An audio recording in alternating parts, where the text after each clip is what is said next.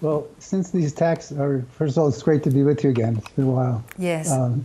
These attacks are responding to attacks, and it's been very unusual for Syria to put their neck on the line, as it were, to take it and to chance an attack with Israel. Israel's made it very clear that they will respond whenever, wherever, however, but specifically that any attack that comes from Syria, the Syrian government is held responsible despite what claims of responsibility might be made. So they have a lot to lose, and therefore they're not going to do it that often. Yeah. The real question is, of course, why are they doing it? What are they looking for?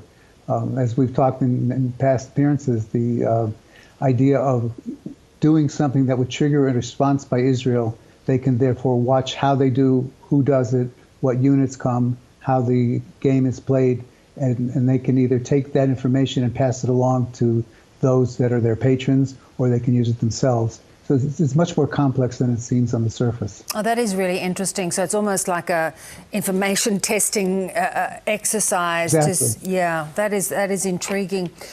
Of course, it adds to just a really bad spate of violence between both sides. How do you see this being calmed down? Well, it goes in cycles, and sadly, there's a long history of watching this over and over and over again. The players change somewhat, not entirely, but the game just doesn't quit. Israel's being pressured now with multiple fronts, and that's the Israeli nightmare. It's a small country surrounded by Lebanon in the north and Syria and Jordan, which is an ally of sorts, but not one that you can take to the bank. And all of these together are pressure points on Israel. So for Israel to wake up one morning where all fronts have gone active, and there's different ways for them to go active. It doesn't have to be an outright shooting war. It can be subtle. There's more, the technological weapons of today play into that as well. This is the Israeli nightmare, and it's coming. Yeah. In terms of, though, the growing power of the far right in Israel under this latest coalition, is that playing into it? Well, it plays into it because it gives the appearance to those on the outside that Israel has got their hands full. And if Israel has their hands full with their political problems, that might be a good time to play some of the military games with them. So it gives that appearance of vulnerability that can translate into some deadly times inside of Israel. Yeah.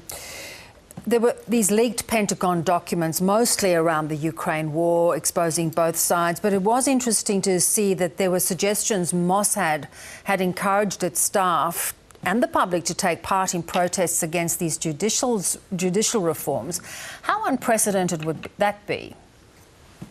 Well, what's not unprecedented is the meddling, if you want to use that word, of foreign governments into the affairs of other governments.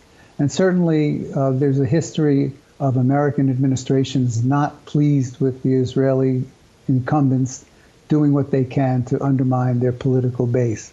So if that happened along those lines, it wouldn't be unique, except for the fact that the Mossad, the famed spy organization that is considered one of the greatest in the world, for them to be involved in what to many is petty politics is a come down that is very disappointing to the Israeli people.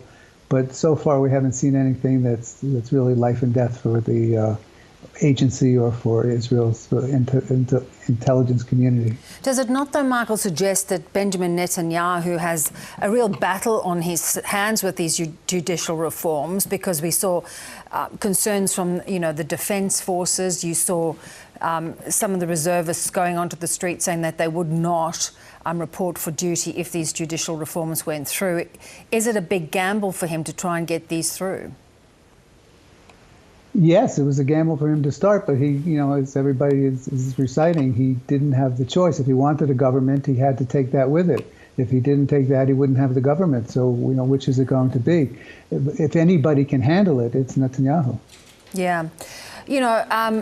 Many governments have warned their citizens, including Australia, to be very careful in the area. Is Is that a sensible warning? How dangerous is it over there at the moment? It's not really much more dangerous. There's always been the possibility of the lone wolf. The organized activity is more controlled, it's more foreseeable. Undercover operatives are there, they know what's going on. But when somebody wakes up in the morning and decides they want to do something that's going to give them eternity and blissful eternity, and then they pick up something and make it a weapon and go after civilians, that's very unnerving to anybody in the area. So, of course, tourists in Israel, which is the country is much needing of the tourist dollar, yet the tourists are continuing to come, and I think that answers your question more than anything. The fact that there aren't tremendous cancellations, the hotels are full, it's holiday time, the streets are packed.